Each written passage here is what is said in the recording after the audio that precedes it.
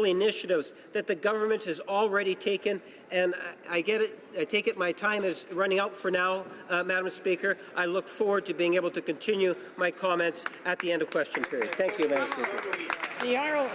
The honourable member will have 13 minutes the next time that this matters before the House after question period. Statements by members, déclaration de députés, l'honorable. The honourable member for La Pointe-de-Lille. Madam Speaker, yesterday we learned that the use of French is continuing to decline in Canada and in Quebec as the main language used at work. Statistics Canada is trying to mask the decline by saying that the joint use of French and English at work is increasing. Well, that's like saying, heads I win, tails you lose. If French is declining, it's clearly because English is taking up more space, and eventually it will take up all the space, just like it does in the rest of Canada. Like all around the world, institutional bilingualism leads to the assimilation of minority languages. To ensure its growth, French needs to be a shared language in the territories where there's a critical mass of francophones, starting with Quebec. The Bloc Québécois will continue to pressure Canada to stop imposing institutional bilingualism in Quebec.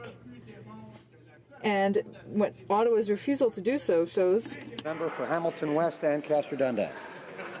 Mr. Speaker, I rise today to speak about Movember, and I am inspired by the member from Sudbury, as well as the thousands of youth that I've worked with throughout the years, and my son. Movember is an initiative that supports boys and men who are afflicted by prostate and testicular cancer, as well as those that face mental health challenges. And I want to offer my gratitude to all those that have supported this amazing initiative, one who sits beside me here on my right. Mental health stigmas are detrimental to young men who want to tough it out and not risk their masculinity by admitting this perceived weakness. My message to them, you're not weak for having a mental illness. You're strong for acknowledging it. To the boys and men who are silently suffering, I want you to know we care, we want you well, and we love you. The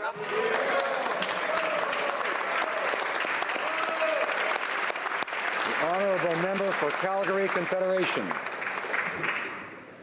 Mr. Speaker, the Christmas season is upon us. Canadians everywhere are starting to race around to find the perfect gift this year. The best gift that we can give is the gift of life. Blood is always in short supply at this time of year, and many lives depend on a steady supply of blood donations. I am a blood donor, and I'm sponsoring a blood drive on Tuesday, December 19th at the Eau Claire Blood Donor Clinic in Calgary. Those able to donate to give the gift of life can call my Calgary office to book an appointment. I encourage all Canadians to take the time to donate blood this season. It is the perfect gift. It's the gift of life. Thank you. The honourable member for Parkdale High Park. Mr. Speaker, my constituents in Parkdale High Park have spoken to me repeatedly about housing. They've told me that after a 25-year absence, the federal government needs to re-engage. They've said to me that housing is foundational, that when you solve housing needs, you give Canadians a better chance at good health, at educational and at economic success. Monsieur le Président. Mr. Speaker, we listened to our constituents and we responded with the National Housing Strategy. This is a strategy that targets the most vulnerable: veterans, seniors, Indigenous people, survivors of domestic violence, and those dealing with mental health and addiction issues. It's a strategy, Mr. Speaker, that will inject $40 billion into housing, that will build 100,000 new units and repair 300,000 more. A strategy which will reduce homelessness by half in 10 years. Most importantly, it's a strategy that will entrench housing as a human right. That's the kind of protection the constituents in Parkdale High Park and indeed all Canadians deserve. Thank you, Mr. Speaker. Honourable member for Essex. The Great Lakes are the largest surface freshwater system on the earth, and the health of the Great Lakes in my riding of Essex are in serious danger. Last September, Lake Erie saw a dangerous growth of algal bloom that landed on the shores of Colchester, closing it down for an entire week to the public. These harmful bacterial blooms produce a toxin which is extremely harmful to swimmers, boaters, and local wildlife. Because of this crisis, the member for Windsor West and I held a tri-level roundtable with researchers from the University of Windsor who expressed the need to work diligently to restore and protect the Great Lakes. And today, the International Joint Commission, in their first triennial assessment of progress under the 2012 Great Lakes Water Quality Agreement, called on the government to set specific timelines and targets for making critical improvements. It is imperative that we take immediate action to avoid additional harm and contamination. That's why I've asked the Minister of Environment and Climate Change to initiate a long-term study and assessment plan to protect this fragile ecosystem. Essex is surrounded by Lake Erie and Lake St. Clair. The health and vitality of our Great Lakes are instrumental to our sustained growth, environmental stability, and safe drinking water in our region. Honourable member for Scarborough Southwest. Thank you very much, Mr. Speaker. Mr. Speaker, tomorrow, December 1st, marks World AIDS Day, a day to show support for individuals living with and affected by HIV and AIDS. Over many years, Canada has made great strides in the response to this public health challenge, and we have strengthened our frontline community and public health capacity to educate people about how to prevent infection. We've also worked to reduce stigma by supporting the establishment of more supportive environments to enable individuals to come forward for testing and improve the quality of life for those living with HIV. In 2015, Canada endorsed the global targets for the elimination of sexually transmitted and bloodborne infections by 2030. And the Government of Canada is working with provinces, territories, First Nations, Inuit and Métis communities and all stakeholders to develop a way forward that will help Canada achieve these global targets. This year alone, Mr. Speaker, the Government of Canada is investing more than $87.8 million to reduce the impact of HIV and other sexually transmitted and bloodborne infections in Canada. And today, Mr. Speaker, I invite the members of this House to join me in wearing a red ribbon to recognize the important work of those dedicated to addressing the challenges of HIV and in honour of those who have lost their lives to AIDS. The honourable member for Edmonton Manning. Mr. Speaker, I stand today to celebrate a deeply respected institution and to pay tribute to a man whose life is distinguished by sacrifice, selflessness, and service. Today is the feast of St. Andrew, the patron saint of the Ecumenical Patriarchate of Constantinople.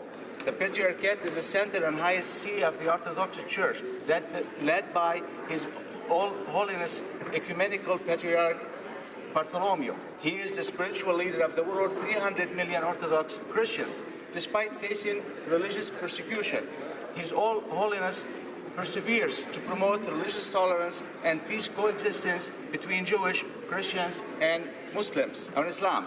On behalf of the Conservative Party of Canada, I send warmest wishes to His All Holiness Bartholomew and the hundreds of thousands of Orthodox Christians across Canada for the joyous feast of St. Andrew. Thank you. The honourable member for Mount Royal. Mr. Speaker, today we commemorate Jewish Refugee Day. I specifically want to call everyone's attention to some forgotten refugees, the approximately 850,000 Jews who had to leave Arab countries and Iran due to religious persecution. Their families lived in these countries for many centuries, but in the years leading up to and following the establishment of Israel, anti-Jewish sentiment and violence dramatically increased. In some of these countries, Jewish communities were the target of organized killings and systemic violence. In many countries, their possessions were confiscated and their citizenship revoked. Jewish communities in the hundreds of thousands today only have a handful of Jewish residents, and willingly or unwillingly, their Jewish communities found refuge in Israel and in Western countries like Canada. I ask all of my fellow members to join with me in those Jewish Canadians who found refuge from Arab lands in Iran in commemorating the experiences that they lived. Thank you, Mr. Speaker. The honourable member for Edmonton Centre. Mr. Speaker, I rise in the House today to recognize an outstanding elder and community leader from Enoch First Nation in Alberta. Irene Morin has advocated tirelessly for important community causes for the past 56 years. Despite her official retirement in 2016, Irene still shares her considerable talents with organizations such as the Alberta Council of Women's Shelters and the 23rd Annual Aboriginal Role Models of Alberta Awards, which she chairs. Irene is in Ottawa this week to receive a Senate 150 medal from Senator Mitchell in recognition of her outstanding leadership and dedication to Indigenous peoples. She is joined by her granddaughter, Alyssa Morin-Arcand, who is already following in her Cocum's footsteps, involved in her community. Mr. Speaker, please join me in thanking and congratulating Irene Morin Kimamitsitse Hinan. The honourable member for Grand Prairie Mackenzie. Thank you, Mr. Speaker. I'm proud of the people that work in Alberta's energy sector who have made Canada's resources the most reliable and environmentally sustainable in the world. Right. Canada is a leader in energy, but the world currently has very limited access to our resources. Canadian companies have spent billions in trying to build new pipelines to Tidewater, but this government has held them back. This leaves us with only one choice, which is to sell our products to the United States at discounted prices. Energy East and the Northern Gateway pipelines, as well as the Pacific Northwest LNG project, have been cancelled under this government's watch. These projects would have created tens of thousands of new jobs, would have added hundreds of billions to Canada's GDP, and resulted in tens of billions in new government revenues that could have been used to build hospitals, schools, and roads in every community across this country. But all of that has been lost. It is time that this government quit attacking the energy sector and build prosperity in communities like mine. The honourable member for Labrador. Thank you, Mr. Speaker. Today I rise to thank the Prime Minister and the Government of Canada for their leadership in delivering on a long overdue promise to bring closure to many other Indigenous people in Canada, and that is apologizing to the residents of Newfoundland and Labrador that were former residential school survivors.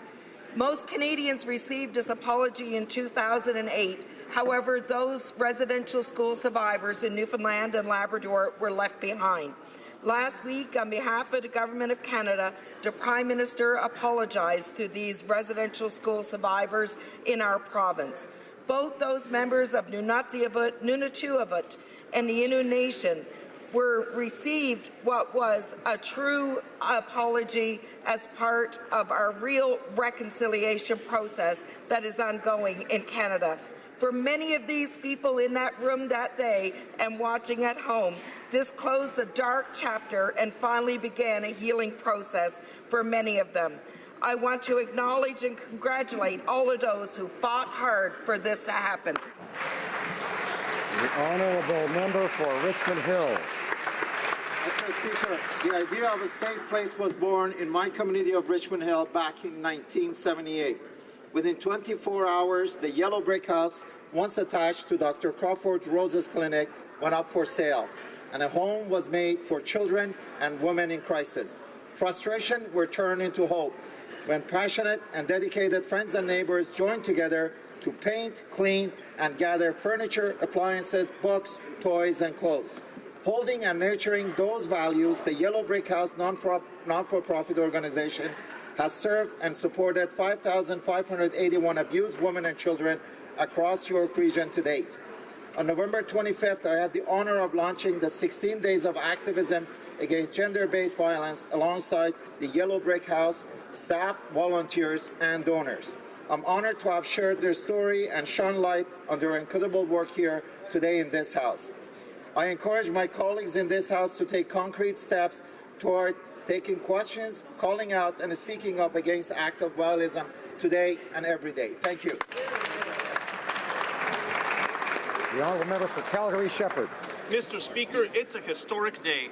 November 30th marks the 530th anniversary since the German beer purity law was passed by Albert IV, Duke of Bavaria, stating beer must be brewed from only 3 ingredients: water, malt, and hops. I agree. It marks the 29th year since the Soviets stopped jamming Radio Liberty, which worked to counter communist propaganda directed at intellectuals in Europe and beyond. Amazing. 93 years since the first photo facsimile was transmitted across the Atlantic by radio using a process developed by Winnipeg's own William Stevenson. Amazing. 63 years since the first meteorite known to strike a person, hitting Elizabeth Hodges of Alabama on the hip. Crazy. 8 years since Canada began its recovery from the depths of the global recession under the leadership of the previous government. And 2 years since someone sold 680,000 shares in Morneau Chapelle a week before new tax measures were introduced that deflated the stock market. Mr. Speaker, Canadians want to know, who was it?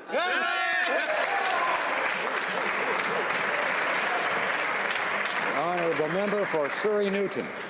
Mr. Speaker, on December 1st, Muslims across Canada will celebrate Eid Milad an-Nabi, commemorating the birth, life and message of Prophet Muhammad, peace be upon him, by sharing happiness, harmony and love with fellow neighbours.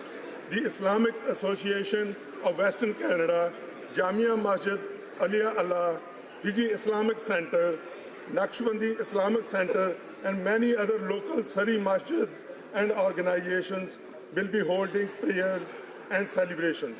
I am proud to represent one of the most diverse communities in Canada that brings together a mosaic of cultures, religions and languages. On behalf of the residents of Surrey Newton, I would like to extend my best wishes to all those celebrating Eid Milad an-Nabi.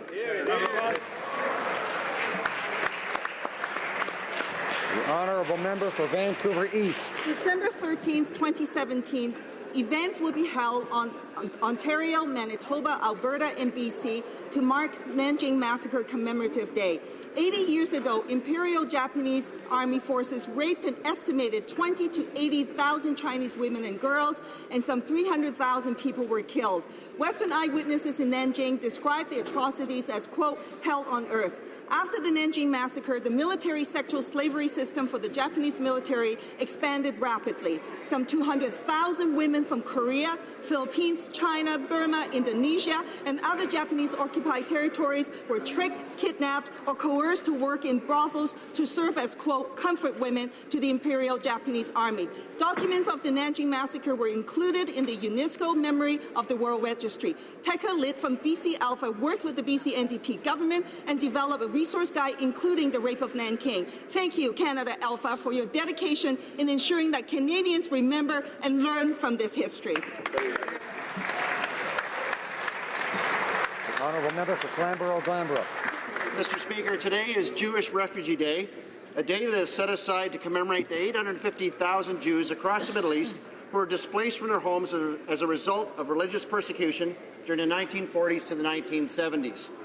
This year, B'nai B'rith has once again put together a campaign to commemorate these refugees in a bid to promote awareness of this great injustice. I'm proud to share with the House that this year, B'nai B'rith Canada has teamed up with Judy Feldkar, a Canadian activist who single-handedly and secretly helped 3,228 Jewish Syrians leave Syria over a period of 28 years. Mr. Speaker, B'nai B'rith is doing truly outstanding work in honouring and educating people on the horrors that Jewish families and individuals have faced. Mindful of the stories and memories of Jewish refugees on this day of commemoration, please allow me to assure the Canadian Jewish community, on behalf of my colleagues, that we will always fight against anti-Semitism and racism in any form and in any place in the world, Mr. Speaker.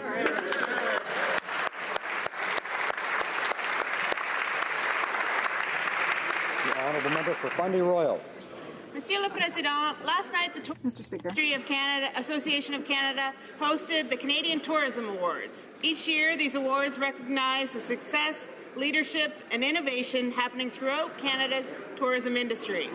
I'd like to congratulate all the winners and the nominees. You are the people and the businesses that are Canada's welcoming face to the world. Tourism supports more than 200,000 businesses, 1.8 million jobs from coast to coast to coast. And these amazing people are at the heart of this great industry. Hello? As we prepare for the Canada-China Year of Tourism, I am proud of the investments made by our government to further develop Canada's tourism sector and to create more middle-class jobs. Thank you.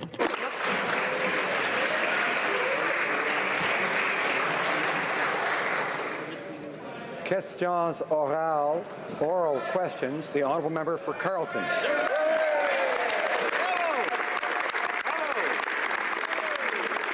On December 7th, 2015, the Finance Minister introduced tax changes on the floor of this House of Commons that led to a drop in the stock market and a 5% reduction in the value of Morneau Shepell shares, but not before someone got out selling their shares just 1 week earlier. Correction, it wasn't just someone. There was someone else. Who was it? Right Honourable Prime Minister. Mr. Speaker, as we saw yesterday, the Conservatives find themselves in a bit of a jam. They are trying to make allegations here in this House, hidden behind parliamentary privilege, that they cannot repeat outside the House. Indeed, when challenged to repeat the allegations they had made on Monday, the Conservative House leader said, "I'm not going to say that. I don't want to get sued." Well, that, Mr. Speaker, is the proof that these are nothing but baseless allegations. Honourable member, order for Carleton. Let me quote something that is just now being said outside of the House of Commons and is on the Global News website. Global News has analyzed insider trading reports of the company, Morneau Shepell, and discovered that the finance minister's father sold a significant number of shares day before his son announced a major tax policy change. Is that, too, just a coincidence? Right Honourable Prime Minister. Again, Mr. Speaker, the Conservatives find themselves in a difficult position because this finance minister has been responsible for extraordinary growth, the best growth in the G7, has been responsible for lowering taxes for the middle class, raising... Order. We're early in question period, and we've already heard a lot from the member for Brant Ardrey, although he hasn't had the floor. The member for Edmonton Manning. I'd ask them and others to wait until it's their turn to speak, whether it's today or another day. The Right Honourable Prime Minister has the floor. Order. Mr. Speaker, the finance minister has delivered time and time again for Canadians and for Canada. The members opposite cannot attack on the substance, on the impact, the positive impact of everything that this government and this finance minister have done, and therefore they resort not to substance but to slander. Honourable member for Carleton. I quote again David Aiken. In its analysis of trading activity by all Morneau Shepell insiders, Global News has found that the minister's father is the only insider to have significant activity in the days before the finance minister's tax announcement, end quote. It turns out the minister's father sold $1.5 million worth of shares just 4 days before the tax announcement that dropped Morneau Shepell share prices. Is that just a coincidence? Honourable Prime Minister. Again, Mr. Speaker, an easy rule of thumb for Canadians watching the goings-on in this House of Commons is to see whether or not the allegations made inside this House are repeated outside this House. As the Conservative House leader herself said last night, they don't want to get sued. The fact is, the member opposite said things on Monday that he is very careful not to repeat outside this House, and that is demonstration that this is nothing but a slanderous smear job. Honorable Deputy. The Honourable Member for Richmond, Arthabaska. Mr. Speaker, since the start of the week we've been asking a very simple question of the Prime Minister and the Minister of Finance. Who sold the 680,000 shares in Morneau Shepell a week before the change was made? A transaction that enabled that person to save thousands of dollars. And, oddly today, from Global News, we learned that another person sold 200,000 shares. The minister's father. Either he's really lucky or he's well informed. What is the Prime Minister waiting for to fire? The Right Honourable Prime Minister. Once again, Mr. Speaker, we see that the Conservative Party is in a difficult situation. They can't repeat what they're saying here, what they said Monday, outside this House, because here they benefit from parliamentary privilege. So it's an easy way for Canadians to see that what they're doing is making personal, unfounded attacks because they can't criticize our economic performance, which is extraordinary. The Honourable Member for Richmond, Arthabaska. Mr. Speaker, I challenge the Prime Minister and the Minister of Finance to answer the very simple question. Because, Mr. Speaker, Canadians are entitled to have a Minister of Finance with integrity, responsible, who takes his responsibilities seriously. Now we have the Minister of Finance who's not above or beyond reproach and leading by example. Mr. Speaker, the countdown is on. The question is not if we're going to be changing the Minister of Finance, it's when. When will the Prime Minister take responsibility and do what he must do? In other words, fire the Minister of Finance. The Right Honourable Prime Minister. Things aren't going well for the opposition because we, over the past 2 years, have been showing economic growth. We've been leading the G7. We are helping Canadians in the middle class and people working hard to join it through the Canada Child Benefit, with a drop in taxes on the middle class, with higher taxes for the wealthiest 1%, by cutting taxes to 9% for small businesses. The opposition has nothing to attack us on, so they're simply making personal attacks. It's a smear campaign. They're baseless because they won't repeat them outside of this House. The Honourable Member for Mouski-Nejet-Témiscouata-les-Basques. Well, Mr. Speaker, I feel bad for the Prime Minister. Now, we know that the Minister of Finance sold 680,000 Morneau Chappelle shares. He told us that. It's not the question we're asking here in the House. The question we're asking is, did he sell them on November 30th, 2015, a week before bringing in tax changes in the House? Now, he could deny it. He's had several opportunities to do so. He has not. So if he's refusing to set the record straight here, why doesn't the Prime Minister demand that he do so? The Right Honourable Prime Minister. Mr. Speaker, the NDP was the official opposition when the Conservative government had such poor economic growth and didn't help Canadians in need. For 2 years now, we've been delivering for Canadians in need. We've been helping the middle class and people working hard to join it. We are helping community organizations, small businesses. So they have nothing else to do but to continue to follow along the lines of the Conservatives with unfounded personal attacks. The Honourable Member. The Prime Minister for this House is astounding. Mr. Speaker, perception is everything, especially when we're talking about things like conflict of interest. The fact is that the Finance Minister refuses to even deny that he sold those shares at that date looks bad. The fact that he refuses to clarify his father's transaction in this House looks bad.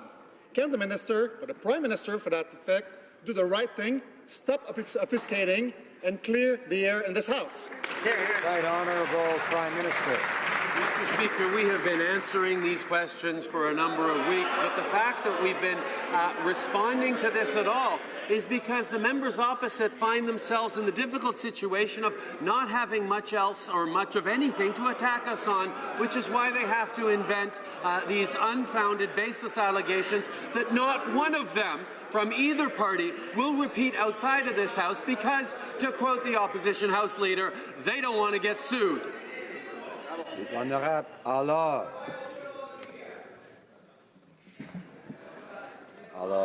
Order.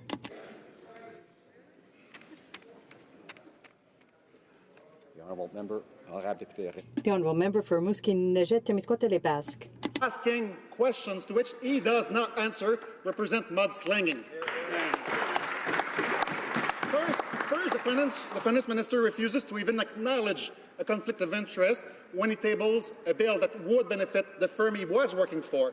Then he consistently refuses to answer the simple question of when did he sell these shares in Morneau Chappelle. Then he refuses to clear the air about his father's transaction. So I'd like to know when he will understand that the only way for him to get out of this mess is to answer and give the truth right now in this House to Canadians. Right Honourable Prime Minister. Mr. Speaker, the truth is that we have the strongest economy in the G7 right now with the fastest growth. We have demonstrated that we are helping the middle class with a Canada Child benefit, lowering taxes, and that is the hard work that the Finance Minister has been doing. The members opposite have so little to attack us on substance, they have to switch to slander, which is why they're not saying any of these allegations outside of this House because they don't want to get sued. I don't blame them. You get sued when you don't tell the truth. The honourable member for.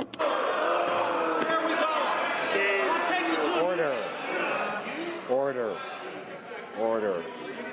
All members tell the truth, and I would ask members not to suggest otherwise.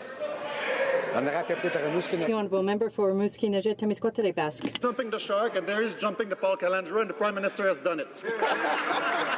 The Minister of Finance has refused to look reality in, and this mess is such he could have avoided, in fact, by putting his shares in a blind trust, but he didn't do so. He could have avoided this mess by denying in this House that he's the one who sold those shares on November 30th, 2015, but he didn't do that either. He could have avoided this mess by explaining to the House the coincidence in the transaction by his father with Morneau Chappelle, but he didn't.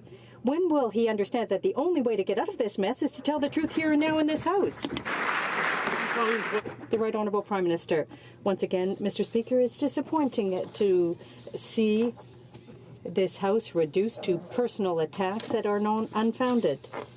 It's the only approach that the members opposite have towards a Minister of Finance who has my full confidence, has the confidence of Canadians, because he is delivering for the middle class and for people who are working hard to join it.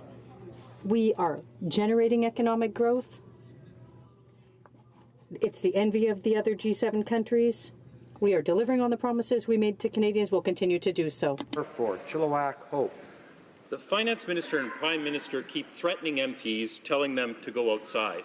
Well, outside of this House, they've been given every advantage. They have family fortunes. I don't have a family fortune. They have teams of high-priced Bay Street lawyers. I don't have a fancy lawyer, but what I do have is a seat in the House of Commons, and whether they like it or not, in here we are equals, and I have the right to ask them questions no matter how much more money they have than I do. So why don't they stop threatening members of Parliament and just answer the question?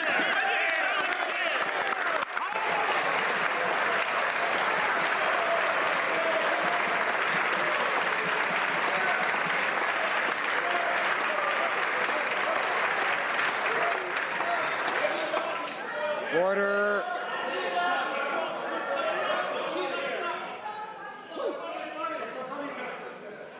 Order. I remind members that each side gets to have its turn. And there'll be more turns coming ahead. And I would ask the honourable member for Dauphin Swan River Neepawa not to be heckling quickly when I'm trying to ask members not to heckle. The Honourable Minister of Finance. Mr. Speaker, there are no secrets here. What has clearly been the case is that I have reported all of my assets. The sale of my shares, which I made when I came into office, has been reported in the newspapers. I presume the members of the opposition can read. So what we are talking about, Mr. Speaker, is the fact that I moved forward to sell some shares. And what we did, Mr. Speaker, is we then moved forward to make sure that we were following every one of the rules of the Ethics Commissioner.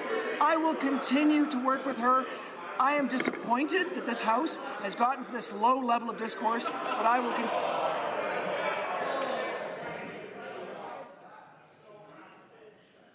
The Honourable Member for Chilliwack Hope. Well, Mr. Speaker, the Finance Minister's obviously gone his whole life without having anyone have the audacity to question him. Whenever he's had any problems, his money and his big city lawyers made them go away. And now he's threatening to use his family fortune once again to threaten members of Parliament who are asking him legitimate questions. So if he can't answer the simple question of when he sold his 680,000 Morneau Chappelle shares, why doesn't he just do the right thing and resign?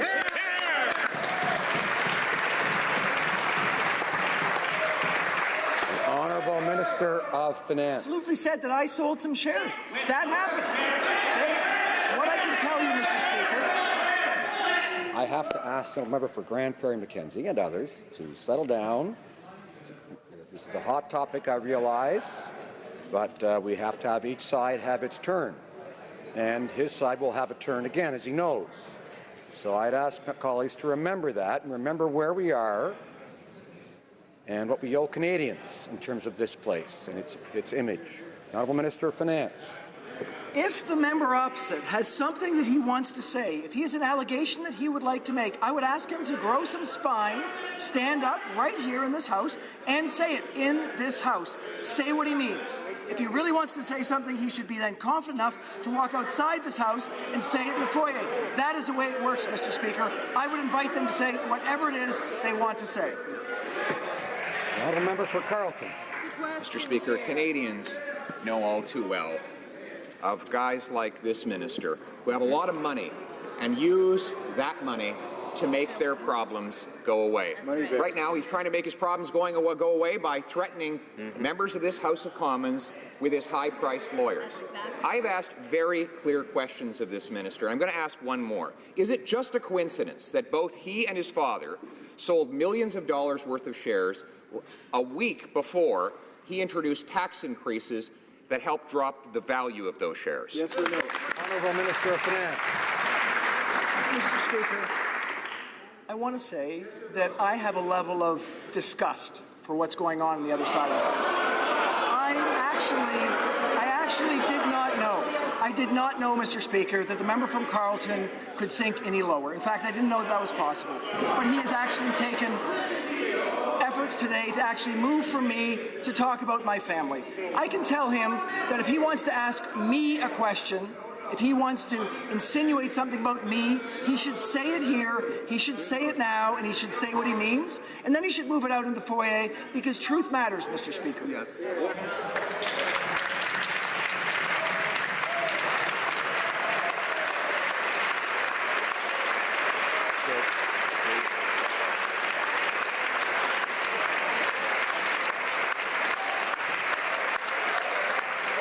Order. Order. The honourable member for Carleton. Well, if truth matters to the minister, he has an opportunity to tell it. In the 10 days before he introduced tax changes on the floor of this House of Commons that led to the drop of Morneau Shepell shares by roughly 5%, the 10 days prior to introducing those measures, both he and his father sold millions of dollars of shares in Morneau Shepell. Either that was a coincidence or it was not. Which is it? The Honourable Minister of Finance. Mr. Speaker, I will say it again and again. I did give a direction to sell shares when I came into office to arrange my affairs. That was something I did. So what I can say, though, right now is I will take absolutely no ethical lesson from somebody who actually had a report from the Ethics Commissioner on his desk when he was a minister and didn't act on it. I will take no ethical lesson from someone who has been called out by Elections Canada. I will take no ethical lesson from someone who puts his own party out front while he's out using government money. I will take no lessons from him. I will move forward doing the right thing, which I've always done. Yeah.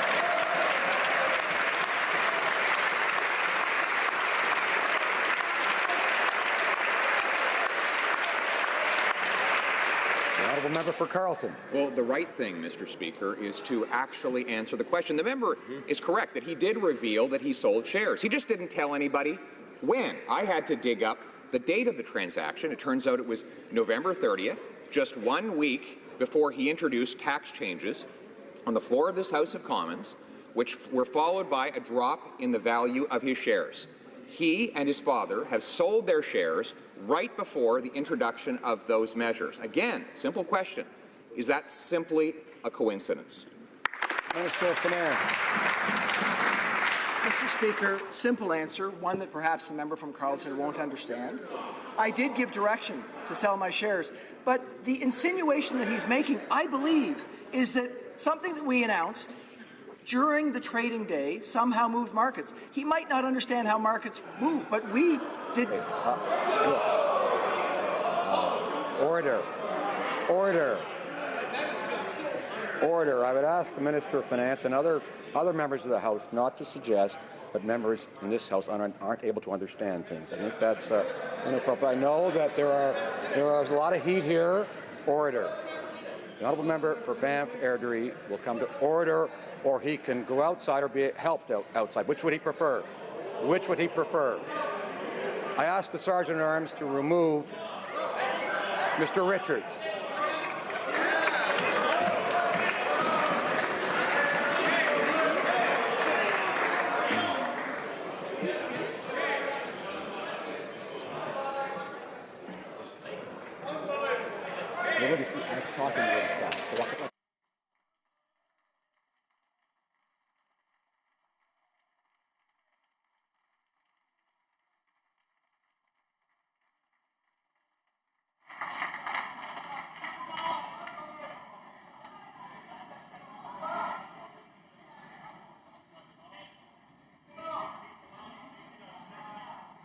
There are 16 seconds remaining in the Minister of Finance's response.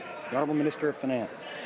Mr. Speaker, perhaps just a little sense of things that do and don't move markets. When you talk about something for 6 months, when you announce to 36 million Canadians that you're going to make a change on the top 1%, that would be something that we would describe as fully and completely disclosed. Mr. Speaker, much like all of my assets were fully and completely disclosed. Order. The Honourable Member for Carleton. If you read the Liberal platform, you would think that that measure was going to come into effect at the beginning of April. In fact, no revenue was projected in that platform until the beginning of April. Many tax changes do come in the middle of the calendar year. In fact, the Minister of Finance proposed one in the last summer that it would have come into effect on July 18th. So members of the market did not know exactly the timing of this measure until that member introduced it on the floor of this House of Commons. Right. Some people apparently did. Who were they? Honourable Minister of Finance. Mr. Speaker, just a quick review of the facts. I did, as I've said, give an order to sell some of my shares. We did announce to 36 million Canadians that we were planning on raising taxes for 1%, which in fact we did.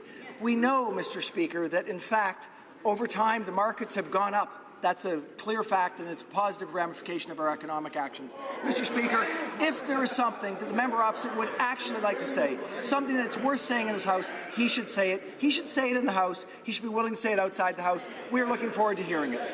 The honourable member for Rosemont-La Petite Patrie.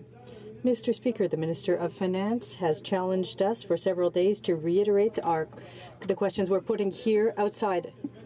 I will tell him that the question I'm about to ask him is one that I asked outside of this place about 5 minutes ago. We just learned that on November 23, 2015, the father of the minister sold shells at $15.20 per share. On December 3rd, the father of the Minister of Finance sold another 100,000 shares at a value of $15 per share. In December, a week later, the minister made a major announcement that caused a drop of 5% in the value of those shares, having enabled his father to save thousands of dollars. The question is very clear. Was anyone aware of the minister's announcement before it was made public? The Honourable Minister of Finance. Mr. Speaker, it's sad to see a question like that in this House. I know when we've gotten to the point of speaking about our families. If the member has a question for me, he can ask me. I will answer it. I have answered all questions in this House. If he has something to say, if he has an accusation, he can make it here. He must say what he means to say, and he must also say it and repeat it outside this place. Bulkley Valley. I'm not sure he's listening, so let's try again. Let me repeat inside the House what I just said outside the House. According to Global News, regulatory filings show that William Morneau Sr. sold 200,000 shares in Morneau Chapelle before December 3rd, 2015. 4 days later, the finance minister introduced tax changes that dropped the value of Morneau Chapelle shares by approximately 5%. My question for the finance minister is clear and important. Did anyone have knowledge of this tax change and its timing prior to it being made public? Honourable Minister of Finance. Mr. Speaker, I have two responses. Number one, we told 36 million Canadians that we were planning on raising taxes. Number two, of course, no one outside of the closed circle within the Department of Finance and those that needed to know within our government would have known about our actions in advance of that date. The honourable member for Beauce. Mr. Speaker, the minister has just said, in response to one of my colleagues, that the budgetary measures by the Minister of Finance have an impact on the stock exchange. And I believe him. He said that the stock exchange or the stock markets are going up following the budget they brought down. So if the measures, the budgetary measures, have an impact, then the Minister of Finance knew on December 7th, 2015, that the introduction of those measures would have an impact. So, in light of that, is he the one who sold shares in Morneau Shepell on November 30th to avoid the impact of those measures? The Honourable Minister. The answer is no. Mr. Speaker, I decided to sell some shares when I was elected, and we did exactly what we said we would do. We increased taxes for the wealthiest 1%. Those are two very important things to understand.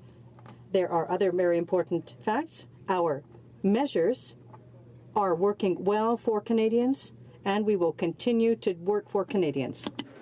The Honourable Member for Beauce. I would thank him. This is the first time in the House he has answered the question that we've been asking for several weeks as to whether or not he was the one who sold shares in Morneau Shepell on November 3rd, 2015. He said no. Is that accurate? Is that what you said? I would urge the member to direct his questions through the chair. The Honourable Minister of Finance. Right, Mr. Speaker, let me be absolutely clear. I gave direction to sell shares when I came into office to arrange my affairs. I don't know on what exact date those shares were sold. So what I can say, Mr. Speaker, is it might have been on the day suggested, it might have been on another day, and I don't know.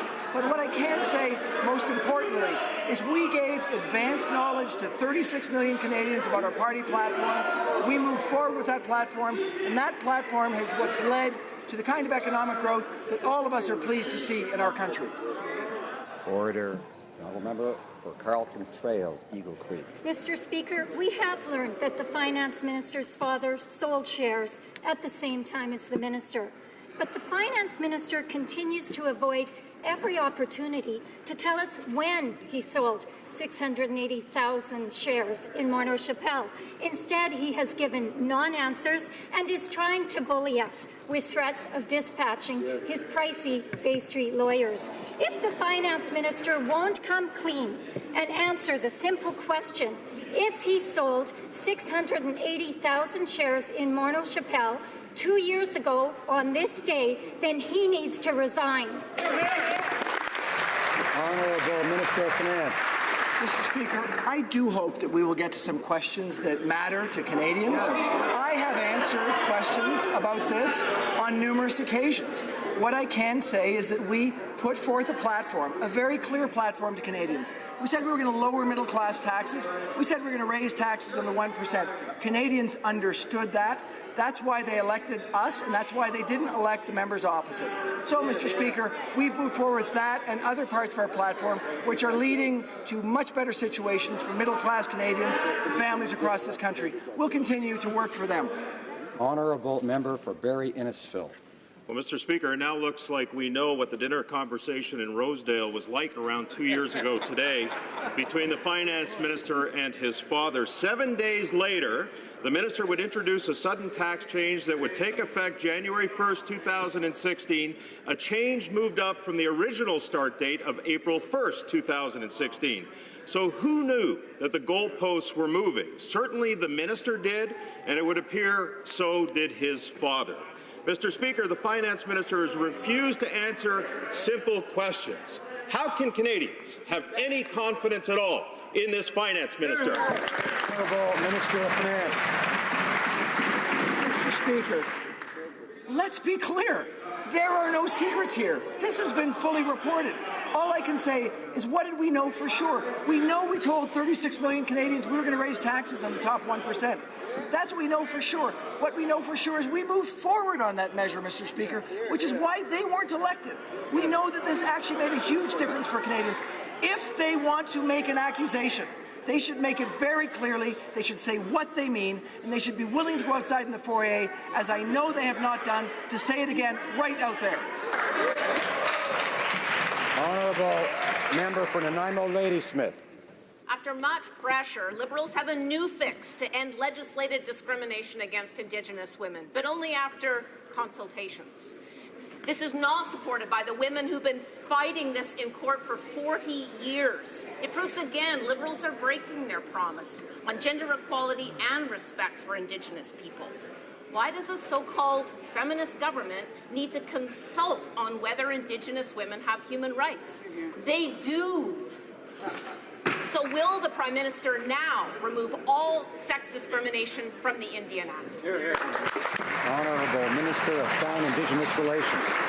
Mr. Speaker, our government is committed to working with First Nations, parliamentarians, impacted individuals, and experts to ensure all sex-based discrimination is eliminated from registration under the Indian Act.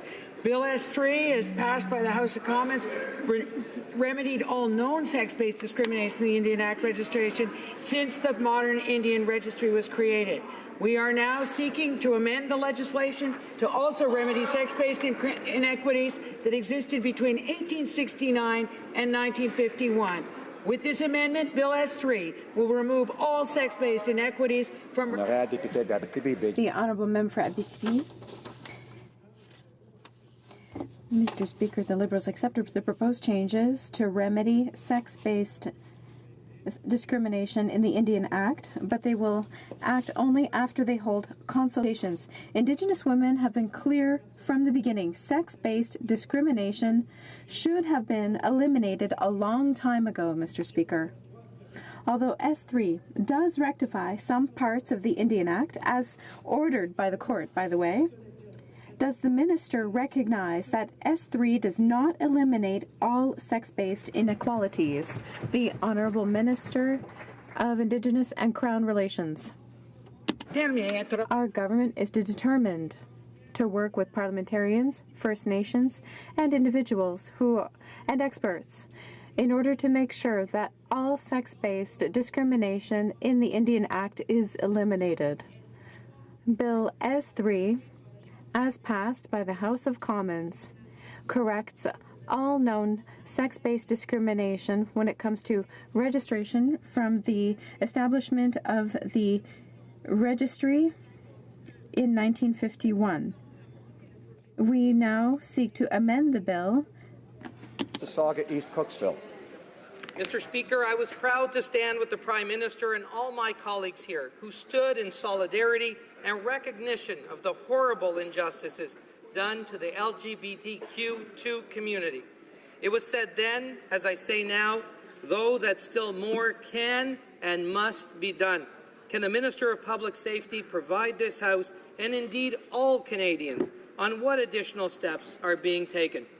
Honourable Minister. Mr. Speaker, earlier this week I was very proud to introduce Bill C-66, which will allow the expungement of convictions involving consensual sexual activity between same-sex and age-appropriate partners.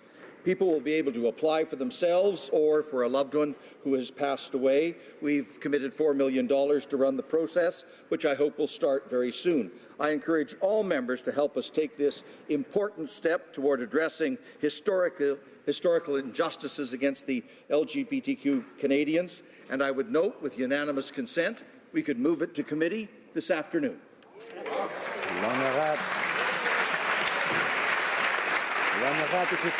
The Honourable Member for Louis Saint Laurent. Mr. Speaker, a great deal of problems are happening for the Minister of Finance. Canadians' problems is that the institution of Minister of Finance is being attacked by his bad management. Global News informed us today that that 200,000 shares were sold before his tax policy was announced, but the minister says, I don't know when my shares were sold. Mr. Speaker, on behalf of Canadians, why does the Minister of Finance have so much trouble being truthful with Canadians? The Minister of Finance. Mr. Speaker, as I said, I have no secrets. We've read in newspapers and other publications about my decisions. I decided to sell some shares. But if there is a question for me, if there's really a question, if there's something that they want to say, they have to say it here in this House. Exactly what they want to say. And at the same time, it's very important to consider if they want to say it in the foyer. There is nothing that I can't answer here, and I can answer them in the foyer as well. The Honourable Member for Louis Saint Laurent. I will take the Minister at his word. What I want to know, it's Canadians who want to know. What they want to know is yes or no. Is he the one who sold those 680,000 shares? I said it here in this place. I'll repeat it. I've repeated it outside, and I'm sure his lawyers are looking into it. I'm not afraid to ask questions, and I will continue to ask them. Yes or no? Are you the one who sold those 680,000 shares?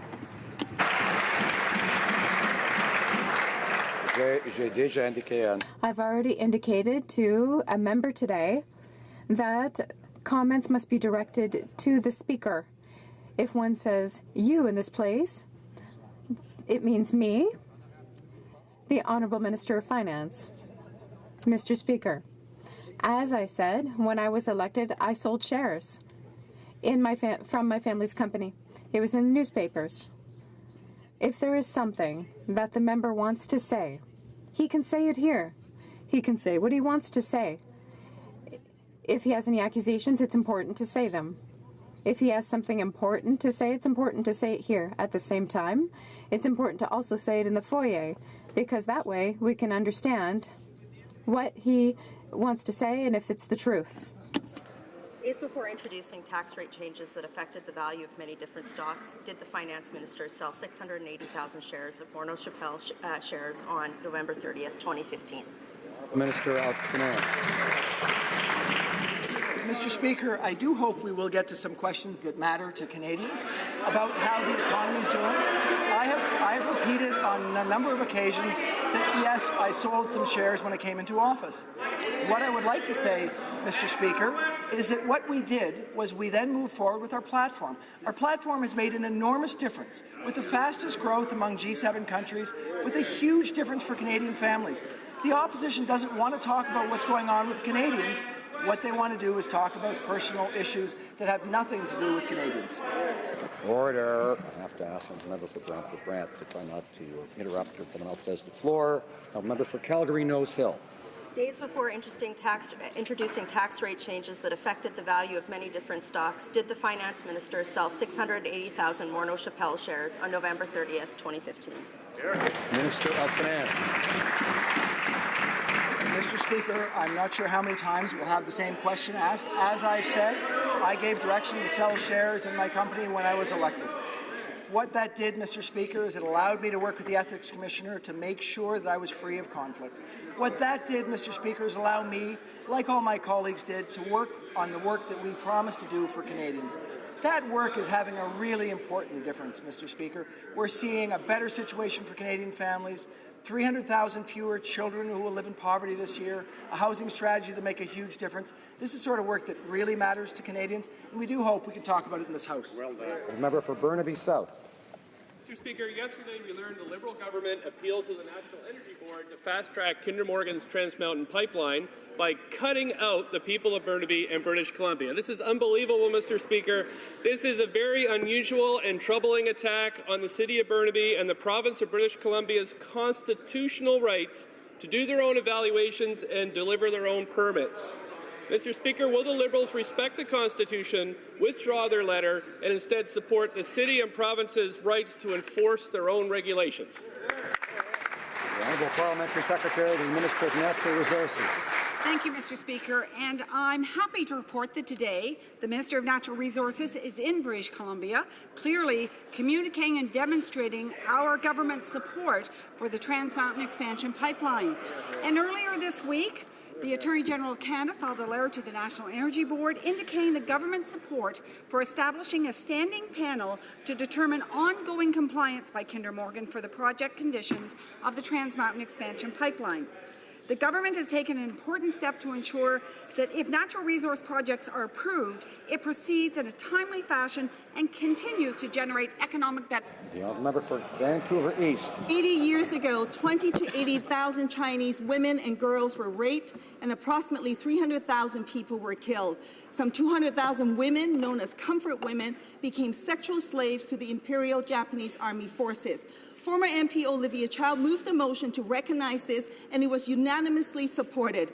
Across the country, events will be held to mark December 13th as Nanjing Massacre Commemorative Day. Will the Prime Minister honour the victims and ensure that Canadians learn from this history by proclaiming December 13th as Nanjing Massacre Commemorative Day? Honourable Minister of Heritage. Mr. Speaker, it would be a pleasure for me to have the chance to sit down with my colleague and further a discussion regarding this very important issue. And of course, I'm always available if she wants to discuss with her former. Carlton.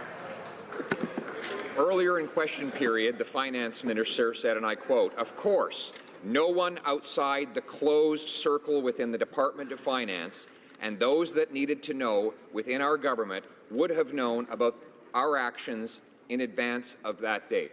The minister has just admitted that there were confidential measures included in the motion that he would table on the floor of the House of Commons. Did he have in his possession a list of those measures on the day that he sold his $10.2 million of shares? Honourable Minister of Finance. Mr. Speaker, we all keep cabinet confidences here. We, of course, are very careful to ensure that anything that we're working on that is government business is kept closely confidential to only those people that need to know and who are sworn into those decisions.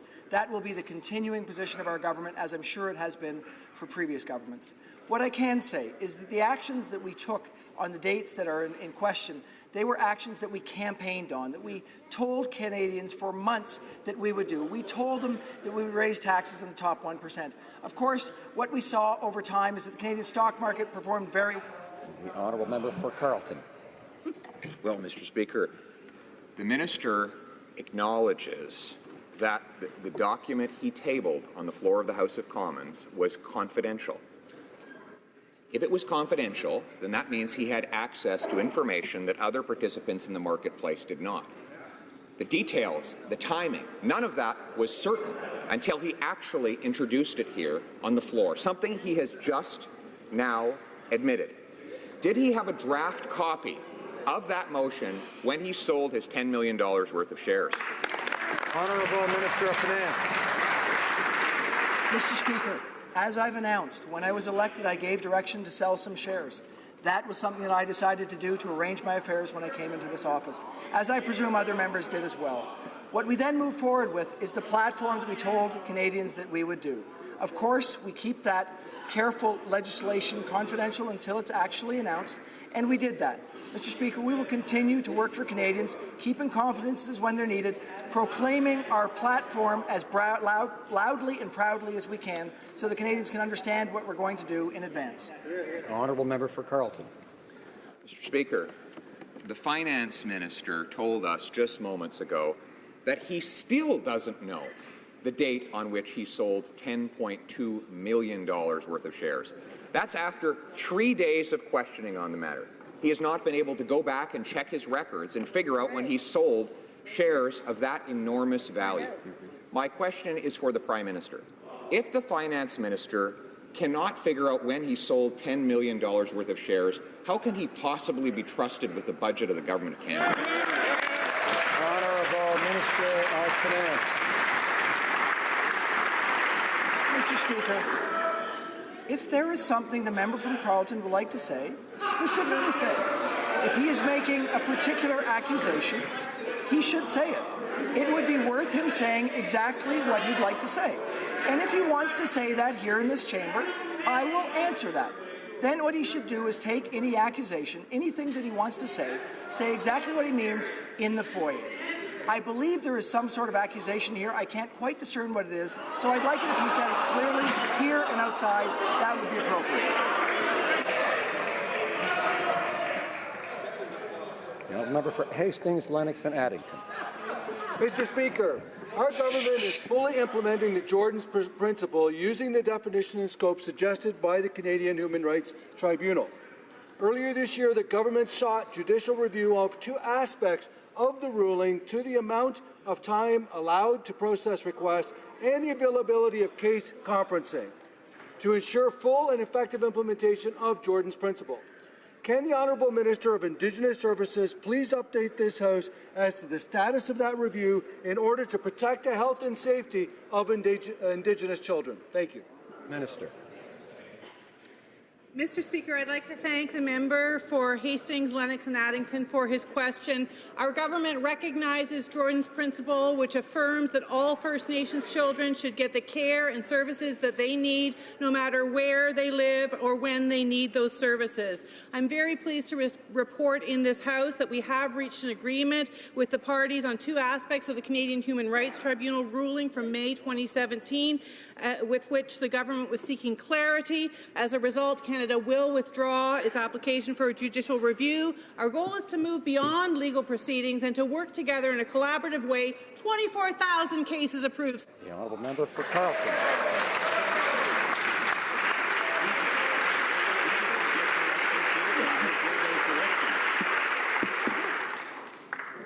Mr. Speaker, the minister says that he gave direction to sell the shares in Morneau Chapelle.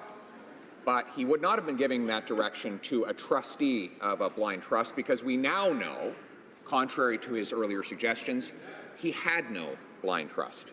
So to whom did he give those directions, and can he provide us with the precise details of those directions? Good call. Honourable Minister of Finance. Mr. Speaker, for weeks we've been asked a question in this House about whether or not I worked with the Ethics Commissioner. The answer is I worked with the Ethics Commissioner to show her all of my assets. That is the way that we work in this House. What I can say, Mr. Speaker, is I will continue to work with the Commissioner. That is appropriate. That is what allows us to move forward in the work that we're going to do. I decided, though, Mr. Speaker, that because of the perception of a potential for conflict, I would go farther than anyone's gone before and sell all the shares in my family company and give a donation to charity representing any potential gains, which I've done. L'honorable député. The honourable member for Longueuil Saint-Hubert. Thank you, Mr. Speaker. The crisis continues. 30 newspapers are shutting down, but the Minister of Heritage is not worried about it. But there are Liberal MPs who are very worried. La Presse reported today that dissidence is palpable and that Liberal MPs privately express their discontent with the government's inaction. They have trouble understanding the government's laissez-faire attitude towards big web-based companies. The member for Ottawa West said that if there are solutions, we should do what we can. The member for Vancouver Centre said that the minister said she would help newspapers to transition, but that's not what we're asking for. How many jobs have to be lost before she bestirs herself? How many MPs in her own caucus will it take for her to finally act? The Honourable Minister of Canadian Heritage. I want to be clear. We value the importance of journalism. Every year, we help print media through the Periodicals Fund with $75 million. In the context of our new vision for a creative Canada, we have said that we're going to continue to support local media, and we will also help local media who are not already on the web, those that are printed, to transition to digital, because that is how people are access content more and more. I want to assure you that our citizens in Canada have access to journalistic information. The Honourable Member for Vimy. Mr. Speaker, Canada is marking 16 days of activism against gender-based violence until December 10th because we know the awful toll that it takes on women, girls, and their families. It represents a significant barrier to equality. Women and girls must have the opportunity to participate fully in democratic and public life and in their communities to achieve equality. Can the Minister of Status of Women inform this House how this government is supporting Indigenous women's empowerment and achieving gender equality? Thank you. Secretary. Mr. Speaker, I want to thank my colleague for giving me for the question. Gender-based violence is critical to allowing women and girls to reach their full potential and to achieving gender equality. It is also why we are working to empower women in all aspects of Canadian life. And that's why, Mr. Speaker, our government is pleased to announce $5 million for projects to empower Indigenous women to be leaders in their communities in order to address issues that affect them or hinder their advancement. Thank you, Mr. Speaker. Member for Carleton. I asked the finance minister whom he directed to dispose of his shares, and the only person he named was the ethics commissioner, but to my knowledge, the ethics commissioner is not a licensed stockbroker and would not be the appropriate person to sell stocks on behalf of any member of the cabinet. So I presume that he had his own stockbroker, and I wonder if he could tell us, did he ever discuss the timing or price of the sale of his $10.2 million shares that he sold before introducing his tax measures? Honourable Minister of Finance. No. The Honourable Member for Montcalm. Mr. Speaker, the Prime Minister refuses to explain why $70,000 flowed into his riding's coffers and is hiding behind a shaky justification by his party. There was a fundraising event that happened in British Columbia at the end of June. But since when do fundraisers for Papineau happen 5,000 kilometers away from Montreal? The Honourable Parliamentary Secretary of the Government. Yes, thank you. Mr. Speaker, these assertions are entirely false, as confirmed by the Conflict of Interest Commissioner.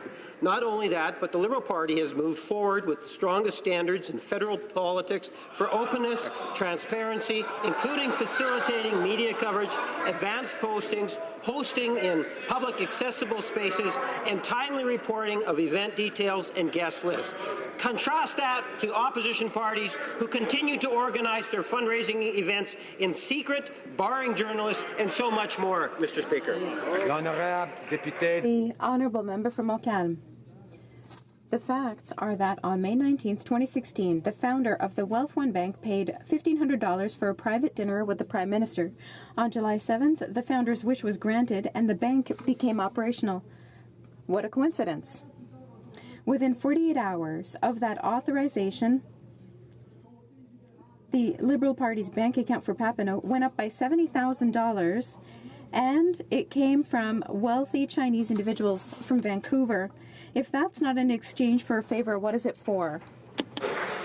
Mr. Speaker, the facts are the Liberal Party has moved forward with the strongest standards in federal politics, as I said, for openness, transparency, which includes facilitating media coverage, advancing postings, hosting in public accessibilities, spaces, and timely reporting of event details and guest lists. Contrast that, Mr. Speaker, if you will, to the opposition parties who continue to organize their fundraising events in secret, barring journalists, and hiding details about who is attending their closed-door events, Mr. Speaker. And now I believe the Honourable Member for Chilliwack Hope has the usual Thursday question. Yes, Mr. Speaker, I'd like to ask the Deputy House Leader of the Government what the business is for the rest of the week and for the week when we return. Parliamentary Secretary to the Government House Leader. Yes, thank you, Mr. Speaker. Today, we will continue the debate on Bill S3, Indigenous registration. Tomorrow, we will take up third reading debate on Bill C63, the budget legislation. On Monday, we will have the last opposition day in the supply cycle, meaning that we will also vote on supplementary estimates B and the respective appropriation bill at the end of the day. Tuesday, we hope to complete third reading debate on Bill C58 concerning access to information reforms. Wednesday afternoon, we will call Bill C61, the First Nations education legislation. We will round off the week with Bill C24, the Salaries Act, that is, at report stage. Mr. Speaker, I would like to take a moment to sincerely thank all honourable members in this House for coming together on the apology of the LGBTQ2 Canadians this week. And finally, Mr. Speaker, discussion